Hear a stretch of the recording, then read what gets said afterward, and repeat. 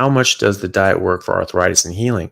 So healing in general, if we're talking about like a wound, I mean, we have plenty of data on that, just increase protein in the diet massively improves wound healing and surgical healing. So that's well established that a higher protein diet helps with wound healing. As far as arthritis is concerned, it's not. I don't think that there's any evidence to suggest that this is going to regrow any cartilage or anything like that. It again will lower inflammation and lower your pain, and that's something we see all the time. In fact, there are orthopedic surgeons like Dr. Sean Baker, Dr. Gary Fettke, who were putting their patients on ketogenic diets, carnivore diets, and who qualified for a joint replacement. And then after a few months, they're saying, hey, I don't think I need a joint replacement. I feel great. And like, perfect. That's what we want to hear. We don't want to cut you open if we don't have to. Some people out there, who probably should lose their license, don't think like that. They want to cut you. They want to do unnecessary surgeries because they want to make money. And I think that's just disgusting behavior. And you should not be a doctor. You should not be allowed to be a doctor if that's your mentality. I mean, I've heard about cardiologists, interventional cardiologists who are saying, I don't want to prevent heart disease. I love heart disease. That's what pays my bills. I want there to be more heart disease so I can do more interventions and, more stents and, take more people to the cath lab because I get paid to do that. That's disgusting. That is disgusting behavior. And those people should lose their fucking license. I mean, I have no qualm saying that they should absolutely lose their license. Those type of people absolutely should not be doctors. So, and so if you want people to be suffering so that you can make more money, I mean, how disgusting is that? You have somebody who has heart disease and diabetes and all these sorts of things, and you're like, oh, great, now I can do a triple bypass, or I can put in stents, and I can make some money off of that. And this person's suffering for decades as a result of that and dying decades early, and you made a few grand. And that's worth it to you? That's worth decades of suffering and an early death in someone just so you can make a few $1,000s? Like, really? Like, I mean, we killed people after the Nuremberg trials for doing very similar things to that, like the war criminals and, the war profiteers. Like, you have to die. You got to go, if you're profiting off of, mass human suffering. Like, you don't get to do that. And as a doctor saying that they want people to be more suffering, more damage, more, morbidity, more mortality, because you make a couple bucks off of it, that's disgusting to me. And so, this can help arthritis. This can help certainly your expression of pain with arthritis, which is the main thing. I mean, that's the main indicator for joint replacement due to arthritis is that, it freaking hurts, and it's limiting you in your ability to live a normal life. So it can reduce the pain. And, Gary Fettke said all the time, he said, okay, you qualify for joint replacement. Here's your date. It's going to be in 3 months. But until then, you need to be on this diet. And, when they were able to follow that, he said more often than not, he got a call after about 2 months and said, hey, doc, I don't think I need an operation. I actually feel really good. Great. No problem. Give me a call if you need help. Fine. That's a good thing. Dr. Baker was doing that with his patients, and they drummed him out of their practice because he wasn't pulling in, because it's like, you want to do like a hip replacement, knee replacement, something like that. The surgeon gets about $1,300, right? And so, someone's saying, oh, I want them to suffer so I can make $1,300. It's not much. And, you're talking about someone, getting an unnecessary operation for that. Like, they could be prevented just through dietary interventions. They could help them in so many other ways too, make them live longer. Like, and you'd rather have the $1,300? Like, really? Like, there are better ways to make money. They're easier. I mean, get an OnlyFans, for God's sakes. I mean, it's like, there's so many other ways to make money. If that's the only thing you care about and you have no scruples or morals, like, do something else, go, just do something like that only affects you and your miserable self. Don't inflict this on other people.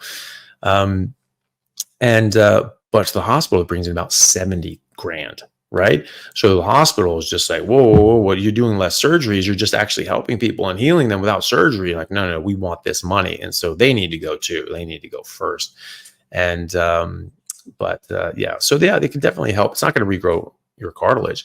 It can help slow down the progression of arthritis, or potentially even prevent arthritis from happening in the first place, insofar as a lot of arthritis has been shown to be caused by glycation. So you're getting damage from sugar. Sugar damage from sugar is called glycation. Sugar molecules, any carbohydrate molecule like glucose or fructose or galactose or anything else, can physically fuse to other molecules. It's called glycation. So it's this non-enzymatic fusion of a carbohydrate molecule to another molecule. It's called glycation. Causes permanent damage and destroys it. And so you get these advanced glycation end products, AGEs. It causes you to age and causes your cartilage to age. And you get these.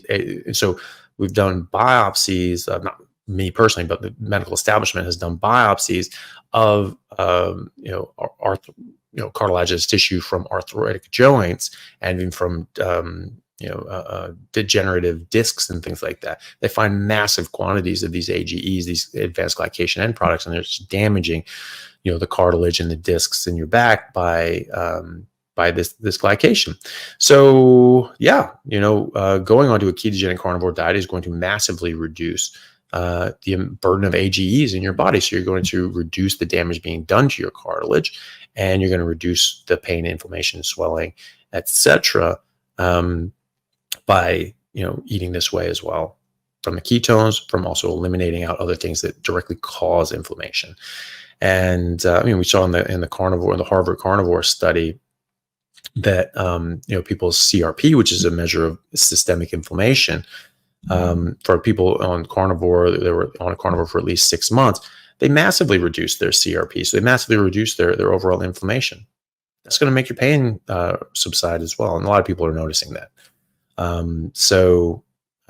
It can definitely help, certainly with pain, and potentially with the progression of the arthritis as well, or potentially even stop it from starting in the first place. Then you get like an injury.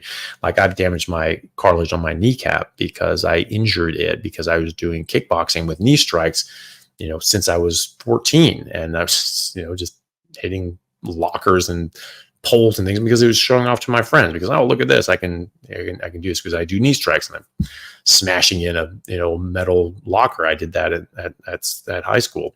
That was a dumb idea, because it damages the cartilage, and then it continues to break down and wear down as you go. And I wasn't carnivore at the time, but the damage was already done at that point. So even though I went carnivore later, there was already damage there, and then that got worse and worse just because of from the friction. And once that starts, it's sort of you're on a ticking time clock before that's all destroyed, with or without glycation, right? So there's other ways to get arthritis, other ways to get damaged joints. If you already have arthritis, there's that scraping, wearing. It's going to get worse, right? So, but it's going to get worse much more quickly if you're still glycating it. And again, so I have that damaged cartilage in my kneecaps on both knees. It's a bit of pain. It's not that big a deal. Like I still run, I still sprint up hills. I get swelling in my knee and like effusions, probably because of that, because it flakes off bits of cartilage, gets in the rest of the knee. For some reason, it gets just all blown up and with effusions. But I can sprint up hills, and I can squat, and I can do all these other sorts of things. And it's not all that uncomfortable. But I had an MRI of it, and there's like edema in the bone and all this sort of stuff. And it's just like, so it's serious damage to that area. And, the radiologist, I was talking to them, and he looked at it, and he's just like, and that knee right there, that knee, I wouldn't be getting out of bed in the morning with that knee. I was like, I don't even feel it. It's fine. But that's because of what I do in my diet. So it can help, certainly with the symptoms. Hey guys, just want to take a second to thank our sponsor, Carnivore Bar. I don't promote many products because honestly, all you need to be healthy is to just eat meat. For those times that you're out hiking, road tripping, or stuck at work and you want a nutritious snack that is just meat, fat, and salt if you want it, the the carnivore bar is a great option. So I like this product not because it's just pure meat, but also because I want the carnivore market to thrive as well. And the more we support meat-only products, the more meat-only products there will be available in the mainstream. So if this sounds like something you'd like to get behind, check it out using my discount code Anthony to get 10% off, which also applies to subscriptions, giving you 25% off total. All right, thanks guys. Not that, Anna. Thank you very much for the super chat. Have you heard about lichen sclerosis? Would carnivore help? I'm a 49-year-old menopausal woman. Yes, I have. And yes, I've seen that improve. Again, I don't know of any studies doing that. This is just anecdotal, sort of observation I have. I do know people who have improved from that. I have a patient who is improving from that. And it takes a long time. It takes a while. So I have one patient who's been doing this for about 10 months and has been seeing progressive improvements, but it's not completely gone yet. And I do know other people that have improved as well. So hopefully that improves for you as well. Just give it a try, and it's not going to hurt you anyway, and could certainly help. And I do see people, I have absolutely seen people help with that. Yes. Let me just take a look at all these questions.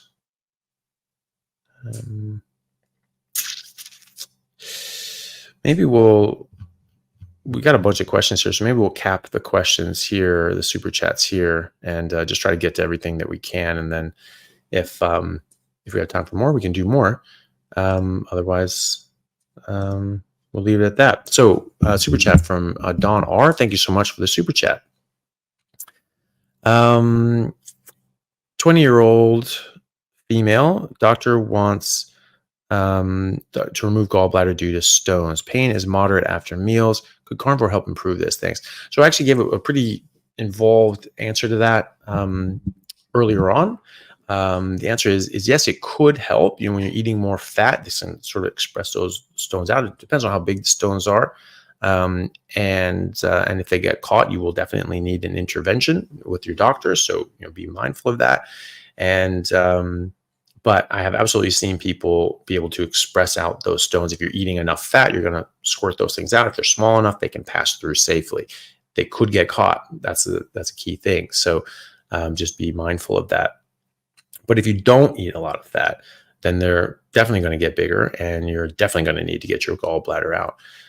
Because bile sits in your gallbladder, and it gets more and more concentrated, waiting for you to eat fat. And if it's just sitting there getting more and more concentrated, that's when it's going to start turning into crystals and gallstones.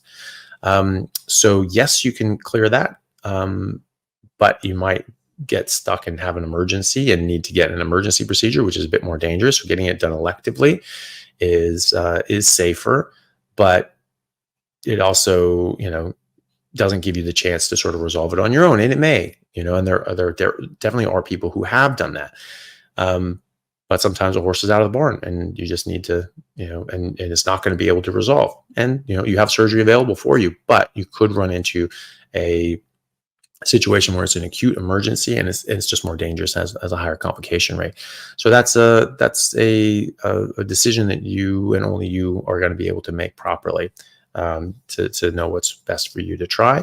But people have improved this by eating more fat and eating enough fat. Rewind it back and take a look at my more full answer earlier on at the beginning of this live, and I go into a lot more detail there. And if other people have been in this situation, it seems to be a theme of today is gallstones. There's always seem to be themes in the questions, which is always interesting.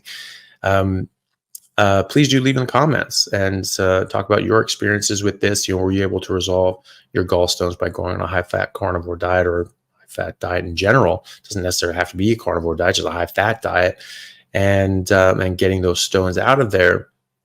Or is it that you, or what happened? Did you end up having to get a surgery as well? Anyway, let people know, because it's a very common question that comes up, and would be very helpful for people to know your experiences. And again, if you do have to get your gallbladder taken out, you can still do carnivore. You can still eat a high-fat diet. You still make bile. It just made in your liver. It's just not stored in your gallbladder and doesn't concentrate. So it's just dripping out constantly and then being reabsorbed in the small intestine, which means that you need to just eat smaller amounts of fat throughout the day so you can catch that bile and absorb that fat. And eventually you might form a pseudo gallbladder and be able to store that bile as well. So, but yeah, much longer answer earlier on to check out. Vanessa Rocktressa. Yes, sir, I caught you live. Brought my kidney function EGFR from 13 to 17, about 1 month on carnivore. Hey, that's awesome. Very good. So we'll keep it up. I mean, this is what we're seeing. We're seeing, more and more people that are improving their kidney function, and on this, and we see this in the literature as well. Higher protein diets and ketogenic diets, in particular, of course, carnivore diet is or should be a ketogenic diet. As people, I've heard people call it now a plant-free ketogenic diet. Perfect. Is really beneficial to kidney functions. If people want to know more about that, watch my interview with Professor Thomas Wimes from UC Santa Barbara. He's a researcher, full-time researcher on chronic kidney disease, kidney dysfunction, and polycystic kidney disease. And he finds that high-fat ketogenic diets like a carnivore diet significantly improve outcomes, and in animal models and people and all the rest. So really, really glad to hear that you're doing so well. That's amazing. I mean, EGFR of 13 is very low, obviously. And going up already is great. Now, typically, we'll see this. A lot of times, the EGFR is calculated from the creatinine. Sometimes the creatinine can come up a bit just if you're eating more protein. So another way of checking is your cystatin C. And you can see that improving, and that might improve at a different rate, or even if your creatinine's sort of staying up, your cystatin C can be coming down, and that actually is a better indicator of your kidney function. So you can get your EGFR from your cystatin C, and could potentially even show more benefit. So great, thank you very much for sharing that. I'm really glad to hear you're doing well. Hey everyone, really happy to announce a new sponsor for the show and for everybody down in Australia, Stockman Steaks, who are delivering high quality grass-fed and finished pasture-raised beef and other meats, flash frozen and vacuum sealed to your door, something that I've been enjoying a lot of myself recently as well. They also have a great range of specialty items such as high-fat keto mince and carnivore beef and organs mince with liver, kidneys, and beef heart as well. So use code Chaffee today for a free order of beef mince or another specialty gift along with your order at stockmansteaks.com.au, and I'll see you over there. Thanks, guys. Meta Girl, thank you very much for the very generous super chat. It's very kind of you. I have LTD, something limited scleroderma and hypothyroidism, 8 weeks into Lion, but need more fat. What fats and how to add or eat do you recommend? How does one get scleroderma? Told it's hereditary, but my family is huge. I have 8 sisters to start, no history. Thank you. Well, I mean, so many of these things are going to be, you can have genetic predisposition, but you often need an environmental trigger. So just remember that. And so if you, even if you have the genetics for something, if you don't expose yourself to something that's going to trigger it, then you're not going to get that disease. And so a lot of people are reversing a lot of these so-called diseases because they're eliminating out the triggers. And so their body's getting back to normal. And that can certainly happen with scleroderma as well. As far as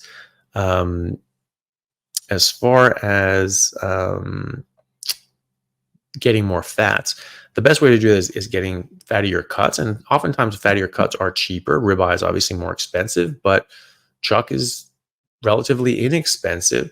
The fattier the ground beef, the cheaper it generally is. You can add grass-fed butter to any of the above, or just eat a bit. Grass-fed tallow is another good one. Some people have a bit of an issue absorbing the rendered fats that are already sort of out of the cellular matrix. And so that can just go through your body a bit more quickly. So if you get a bit of loose stools and things like that, when you eat that, then, just tone that down and eat more of the fatty parts of the meat. Brisket, insanely cheap. And I know people that actually even cut that against the grain. Very important to cut it against the grain. And and fried up as a steak, as a big fatty steak. It's going to be more tough than a than a ribeye, certainly.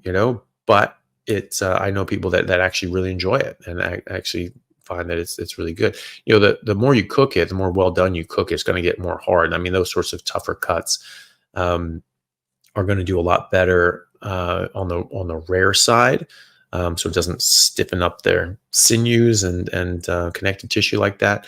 But as long as you're sort of not overcooking it. Like if you're going to cook it well done, you need to slow cook it, right? Because it gives it time to break down the collagen and make it more soft. But you could just do a whole brisket too. But if you wanted to do steaks as well, it's cheap as hell, and and you can actually cook it as a steak if you do it right. So those are ways to do it. Another way is to talk to your butcher about getting the fatty offcuts. So the fat trimmings because everybody wants less fat, less fat, less fat. And so they have to trim off all this fat and they throw it away. Sometimes they use it in their sausages, but if they don't, they throw it away and actually have to pay to get it taken away because it's a biohazard, right? Because it's it's tissue, right? And so somehow that's just horribly dangerous. And so you have to pay to get this properly taken away in like some biohazard sort of container. Or you can just ask for it and they'll probably give it to you or sell it to you for very, very cheap because it's, it costs them money. They're either throwing it away and they're not making any money off of it, or they have to pay to get it taken away. So you're actually saving them money by taking it off their hands. So, it's something that, often you can get from your butcher. And if someone wants to charge you, too much, then just go to the next person and see what they can do. But you can get that and you can sort of cut those up into little smaller chunks and fry those up in a pan, add salt if you want it. And it tastes great. You just have a little pile of fat next to your meat or your eggs and you just eat those together. And that is a very good way to get your fat up. And so that's very good that you're thinking about that. Even just adding butter, grass-fed butter. You get a steak and you just, cut a big chunk of grass-fed butter and just add that to, just melt that onto the top of the steak. Tastes great. And it will, increase the amount of fat that you're getting. So those are all good options. Maybe cholesterol is not what we thought it was.